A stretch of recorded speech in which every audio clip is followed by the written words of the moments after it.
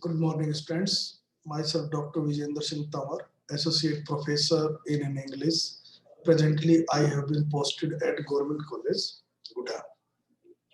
In the series of video lectures which is being prepared by me, this video is meant for the students of English Literature of Class BA Part 3rd, Paper 2nd, and in this video I have given you the summary of The Guide, a novel written by R.K. Narayan. Very popular novel, and this is prescribed in your syllabus, and a movie is also made on this novel of the same name, Guide, in 1965, casting or starring Devanand, Wahidah Rahman, very popular, and sometimes you can see that movie. You will find that the movie and the novel has a little difference, but 99% you will find the same story. So I suggest that you should see the movie. Now let us come to about the author. As our author R.K. Narayan, he was born in 1906 and died in 2001, is one of the most famous Indo-Anglian author, novelist of the post-colonial India. His full name was Rasipuram Krishnaswamy Iyer Narayana Swamy. He wrote a work and gave it to Graham Greene for the publication. Graham Greene, the first suggestion made that R.K. Narayan should shorten his name. And at the suggestion of Graham Greene, the great novelist, he shortened his name R.K. Narayan. R.K. Narayan, as I have told you, is one of the most famous Indo-Anglian novelists of the post-colonial India. In his works, he has depicted a fictional town named Malgudi. Most of you might have seen there is a serial on Doordarshan, Malgudi Days, Swami and Friends, etc. All these were written by R.K. Narayan, and they have the location of Malgudi, a fictional town, an imaginary town, though it has all the features of an ordinary South Indian town. He has the ability, the author has the ability to showcase, to highlight the social context and provide a feel of the characters through the simple narration of everyday life. Means he doesn't creates characters which are impossible to find, but he creates such kind of characters, situation which are easily available in the society. He was often compared to William Faulkner since both their works brought out the humor and energy of ordinary life and also displayed compassionate humanism. There is a humanism. He tries to do away with all kinds of social evils. He thinks himself beyond the barriers of caste, religion, etc. And along with Mulk Raj Anand and Raja Rao, R.K. Narayan, forms the triumvirate of Indian literature in English. These are the three very important novelists of post-colonial India. He is credited with bringing English language writing from India to the rest of the world. That is, he introduced India through his writings to the rest of the world. Now let us come to the novel. The novel, The Guide, is the most popular novel of R.K. Narayan. It was written in 1958 and it became very popular. It was read and appreciated by one and all And for this achievement, he was awarded Sahitya Academy Award in 1960. It is Narayan's masterpiece and has been translated into almost all the languages of the world. It has become an immortal classic of the world literature and has a special appeal for the East as well as the West. It breathes an aroma of typical Indian life. The novel is thoroughly Indian, not only in its character but also in its theme, scene, and ideas. The novelist catches its Indianness in the form of social, economic life of the country at that time. He holds the mirror of the Indian society of the 30s. He captures the rapidly changing social, economic, religious values of that time. In this novel, he said that the transition period of the 30s has been depicted in this novel. The novel depicts the story of a love triangle. Love triangle, husband, wife, and number third, infest lover. That is a lover who tries to seduce and make or earn his money by doing certain immoral things. The title of the novel is suitable and suggestive, for it is the story of a man who begins his career as a tourist guide and is gradually transformed into a spiritual guide. The theme deals with the fact that faced with compulsive circumstances, even an ordinary man can attain extraordinary personality and spiritual stature. Love and marriage are also important part of the theme of the novel. The interaction, the cause and consequence of love and marriage is beautifully depicted in this novel. This is the general background of the novel and the author. Now we come to the real summary of the novel, The Guide. Moving between present and past means the narrator sometimes tells of the present situation and sometimes of the past, and narrated alternatively in third person and first person. The guide tells the life story of Raju. Means Raju is the central character or the pivot around which the whole story moves. Born to a modest shopkeeper, ordinary shopkeeper, his father was an ordinary shopkeeper, and his wife in the fictional town of Malgudi, India. Means his mother was a traditional woman, his father was an ordinary shopkeeper, and he was born in Malgudi, a fictional town, as I told you earlier. Raju grows up at a time of great changes. Most notable among them, the construction of the railway line that comes to town in his childhood. That railway station was the attraction of that time. The railway changes the family's fortune and Raju's life forever. As a result of a second shop that Raju's father opens in the railway station, the family prospers. And after Raju's father's sudden death, Raju takes over the rail station shop to continue his father's enterprise. Here I would like to tell you that when Raju was to sent to a school, he was not taking interest in an ordinary Hindi medium or ordinary school. He wanted to join a famous English medium school, but his father was reluctant as he was afraid that they would convert his son into a Christian. But anyway, now the things have changed. His father is dead and Raju has taken the charge of the shop. However, Raju doesn't remain a shopkeeper for long. Soon he takes to showing the many visitors who arrive at the railway station the sights of Malgudi.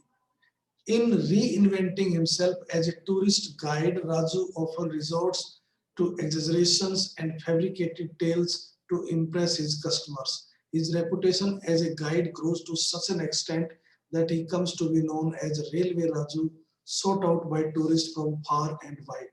That is, he became so popular by his talent that all the tourists who visited that city, they first inquired about him or wanted to take the service of Raju. Raju met a visitor or a tourist, and the tourist was strangely dressed, and he called him Marco Polo, as he was dressed in such a situation, such a dress that as if he was going to visit space. He was a very serious and studious academician, and he was interested in the research on the ancient civilization, particularly the cave paintings and temples scattered around the Malgudi town. He engages Raju's services as a tourist guide to navigate these many sites.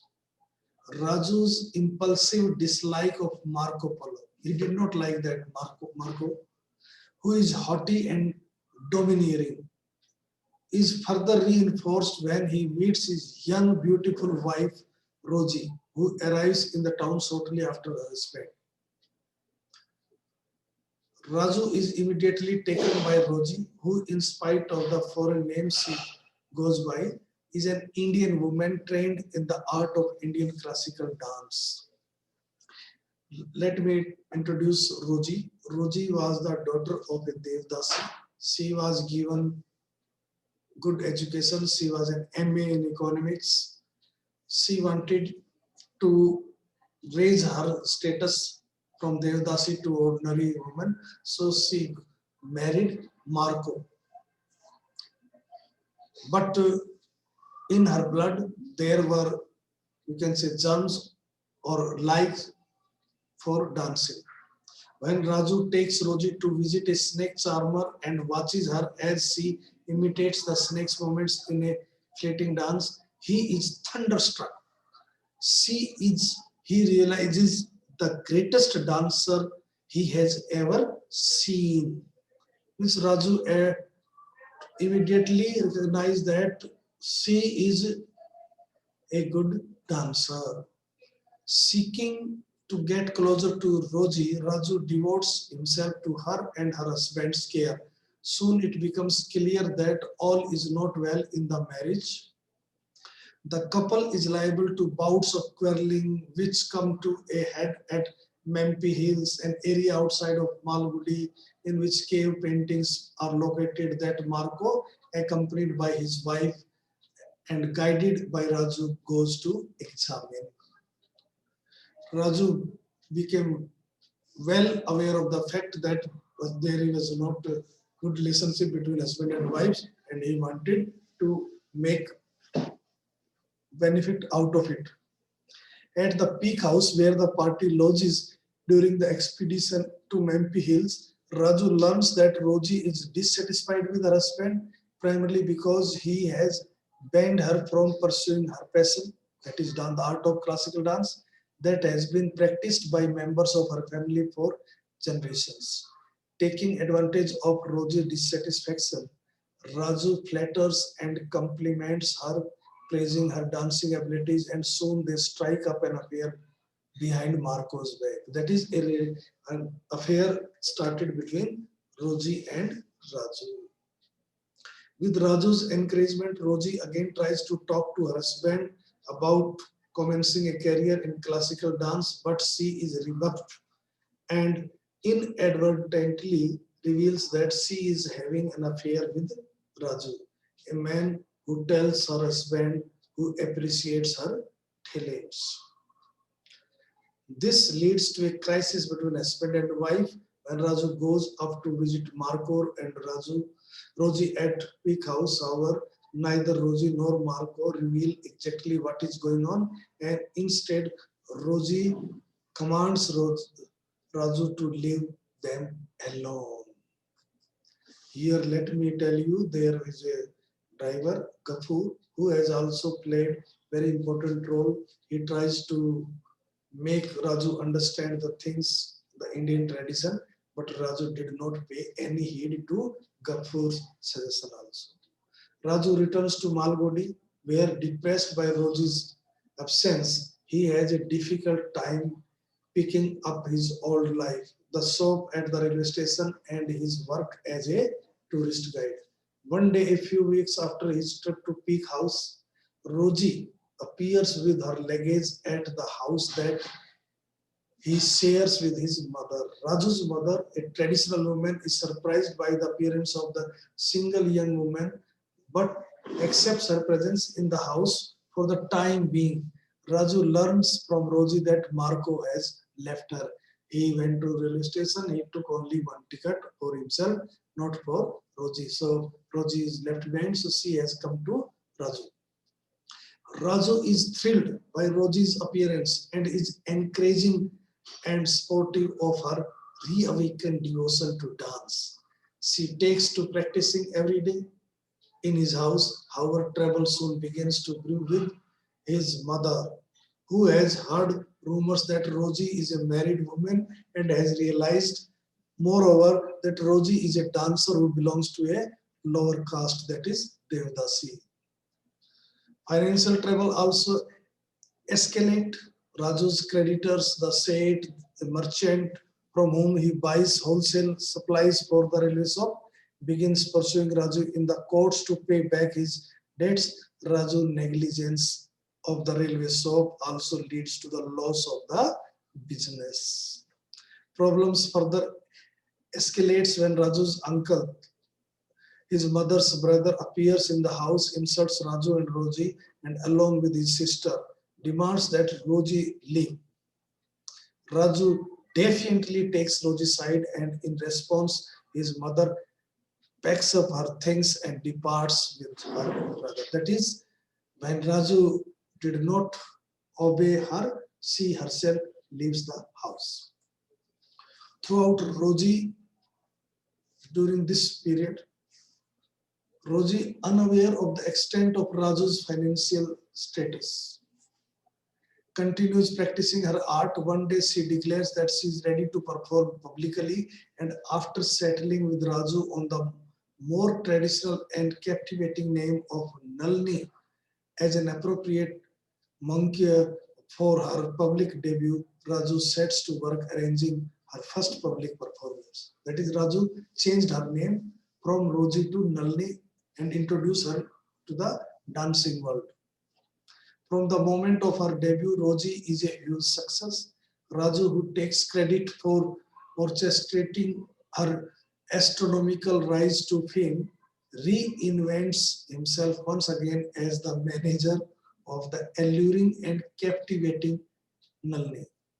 Nalini is asked for everywhere, means she was in great demand, and Raju's role in managing Roji's career transformed him to a man of wealth and influence. Still pursued by the Seth for the debts he owes for the railway shop, and finding that his father's home is now under mortgage to the Seth, Raju and Roji move to a larger, more luxurious house where Raju takes to hosting important visitors and hobnobbing with politicians, bankers, and rich merchants, all men who seek access to Nalini through Raju. Keeping Roji to a relentless schedule of engagements and performances, Raju nonetheless starts growing jealous of the artist friends that she likes to spend time with and seeks to limit her contact with them. He does this in spite of sensing that a dangerous dissatisfaction is developing in Roji. This Raju did not want that Roji should go too close to any other person. So he tries to create all kinds of situation so she should remain only in his company. One day he receives an unexpected parcel in the mail. It is the book that Marco, Roji's husband, has published on his research on the cave paintings in Malgudi. Raju hides the book from Roji. He was afraid that she might be attracted towards Marco. Nonetheless, the news of publication reaches her. She becomes excited when she reads about Marco's book in a magazine. Not only that, but Rosie quarrels with Raju when she discovers that Marco's book has been sent to them, but that Raju has hidden it from her. This is the point from where Raju senses danger that there is not going to be a good relationship between Rosie and Raju. Increasingly jealous of Rosie's preoccupation with her husband, Raju also hides a letter which arrives for Rosie from Marco's lawyer shortly after the arrival of the book. The letter concerns a box of valuable jewelry that Marco wants to release to Rosie. Instead of sharing the letter with Rosie, Raju forges her signature on the form sent by the lawyers, hoping to acquire the box of jewelry without Rosie's knowledge.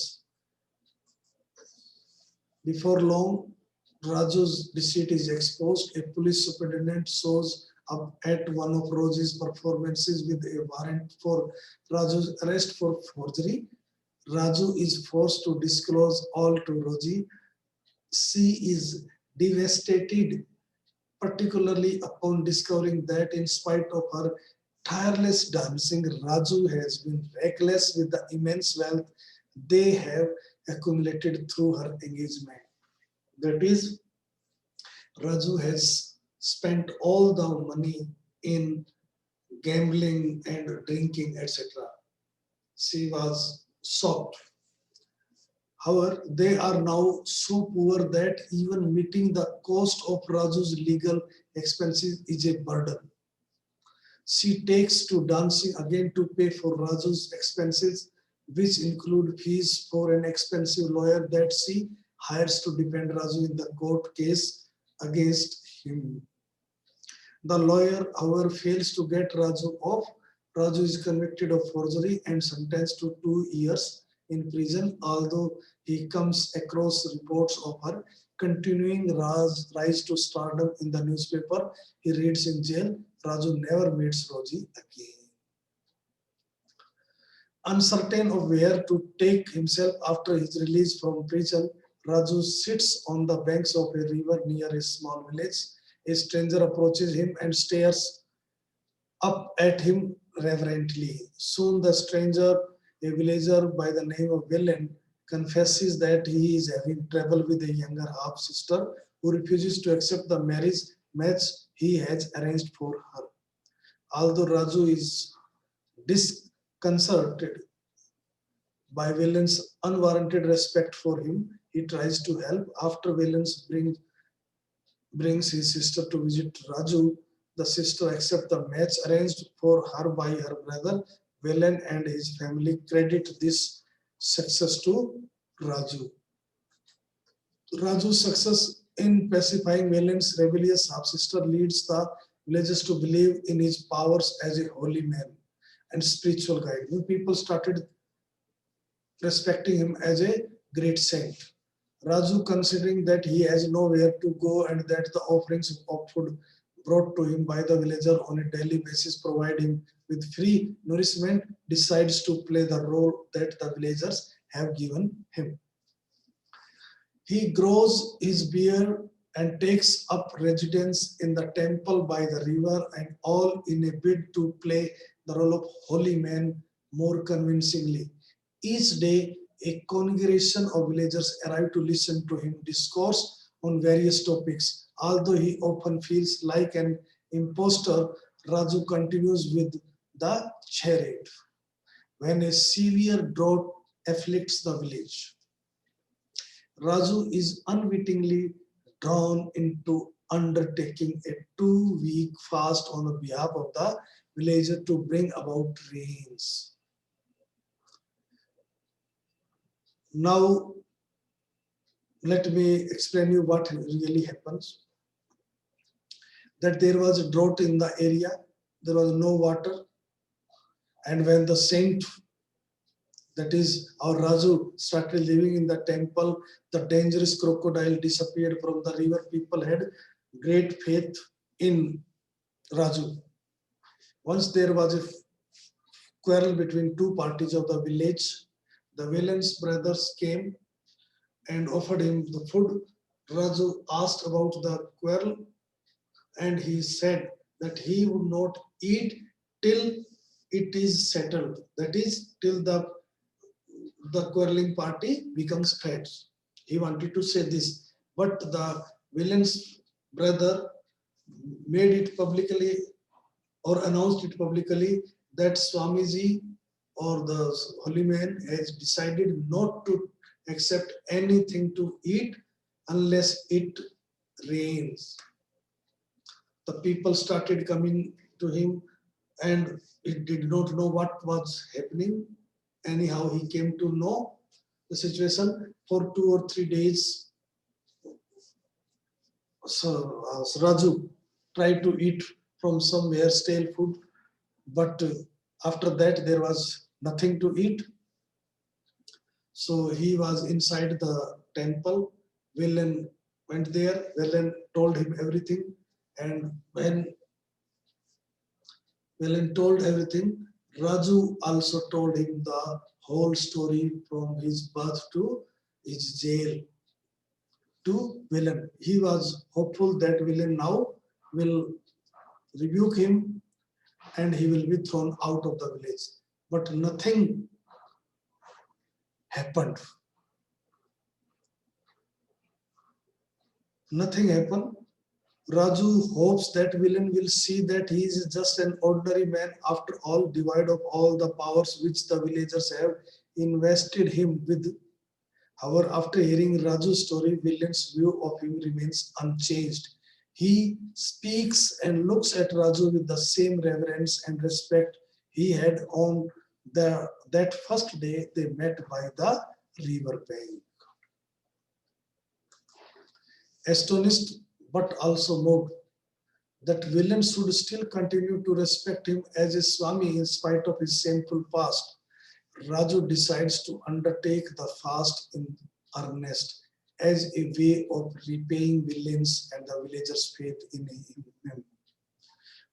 The author has also commented that for the first time, Raju was doing without targeting any selfish motive. News of the Swami's fast spreads far and wide. People come to the village by the thousands to meet the heroic holy man, and the journalist and the news people arrive to report on the developments. On the final day, that is on the 12th day of the fast, Raju is so weak that he is unable to descend to the river on his own to hold vigil, as he has done every day throughout the fast.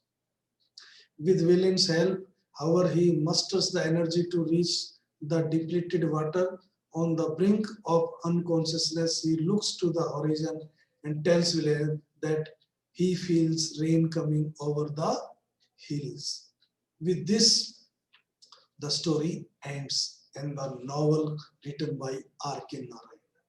But if you see the movie of Devanand Vaidaraman, you will find that his mother Vaidaraman also visit the Swamiji, that is Raju, and they were surprised to see him, and there comes rain also in the movie. This is the difference. But in novel, there is no hint. It is an open ending. Thank you very much.